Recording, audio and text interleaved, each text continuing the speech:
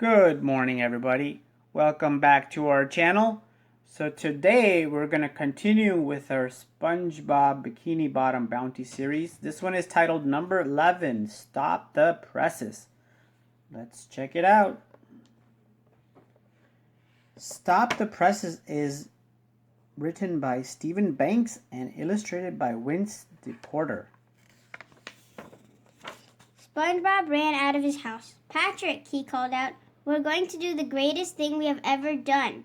"Are we going to look at my rock?" asked Patrick. "No," said SpongeBob. "We are going to start our very own newspaper." "What's a newspaper?" Patrick asked. "It's a piece of paper with information and stories and events," SpongeBob explained. "We'll write the articles and take pictures." "Okay, but I gotta name it." "Okay, but I get to name it," said Patrick. "How about News Made Up by SpongeBob and Patrick?" "Here's a camera," said SpongeBob. "Go all over Bikini Bottom and take pictures of amazing things." "Gotcha," said Patrick. "What are you going to do?" SpongeBob smiled. "I'm going to interview one of the most fascinating subjects in town." SpongeBob interviewed his pet snail, Gary. "Now, Gary, may I call you Gary?" asked SpongeBob. "Meow," said Gary. "Thanks," said SpongeBob. "Do you enjoy living with the delightful SpongeBob SquarePants?" "Meow," said Gary. SpongeBob giggled. "I knew it. Now tell me, is he the best fry cook you know?" "Meow," said Gary. "Wow, thanks again. Okay, last question. Do you love him as much as he loves you?" asked SpongeBob. "Meow," said Gary. Patrick ran off to take pictures. Suddenly he saw his rock. "Wow, look at this amazing rock," he cried. "I've got to take a picture of this. I've never seen anything like it. Say cheese, please." The next morning, SpongeBob and Patrick stood on a corner in downtown Bikini Bottom holding out copies of their newspaper. "Extra, extra, read all about it," shouted SpongeBob. "Gary comes clean and shocking interview," Patrick yelled. And in the same issue, the amazing rock. But no one bought a newspaper. Everyone just walked by. "Why won't anyone buy our newspaper?" SpongeBob wondered aloud. "They must be rock haters," said Patrick. "Hey, Squidward," said SpongeBob. "I bet you came here to buy a copy of our brand new newspaper." "No," said Squidward. "I came here to laugh at you two nincompoops. You'd have to pay me to read that stupid newspaper." "Okay, here's $1," said SpongeBob. "Read it and tell us why people aren't buying it." Look, this is boring," said Squidward. "Who wants to read about a snail or look at this picture of a rock?" "But it's an amazing rock," said Patrick.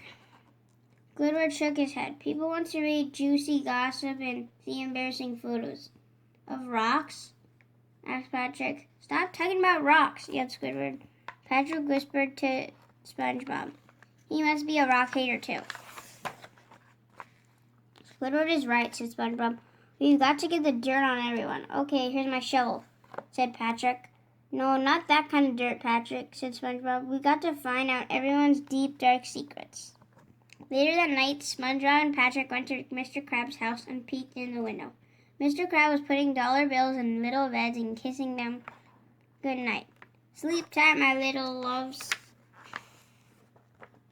The next day, they spied on Sandy Cheeks. She was hanging her clothes on the clothesline. They spied on Plankton, who was singing a love song to his computer wife, Karen. Plankton sang in his deep voice. "Karen, my love, you are more beautiful than the freeways in Cincinnati. I love you almost as much as I would love to get the secret recipe to make a Krabby Patty." They even snuck into Squidward's bathroom and spied on him taking a bath and playing his clarinet. The next day, SpongeBob and Patrick were out selling their newspaper. Plankton sings corny love songs. Sandy Cheeks hangs clothes out to dry. Mr. Crab kisses money. Squidward takes bath with the clarinet, they shouted. "Why are you all sneaking around and taking pictures of me?" Sandy demanded. "I only kiss my money on Tuesday nights," cried Mr. Krabs. "My songs aren't corny," Plankton said, complaining. "They are masterpieces of love." "This is an invasion of privacy," asked Squidward. And you didn't even get my good side. If you can't print something nice, don't print anything at all, said Sandy. Mr. Krabs nodded. The lass is right. It was mean to do. It was a mean thing to do, lads. I'm sorry, cried SpongeBob. We didn't mean to hurt anybody. We just wanted to sell our newspaper. We won't do it anymore. We should have stuck with rocks, Patrick said, sobbing. We're getting out of the newspaper business, Patrick, said SpongeBob. But what are we going to do with all these newspapers, Patrick asked. SpongeBob snapped his fingers. Don't worry. I've got a great idea.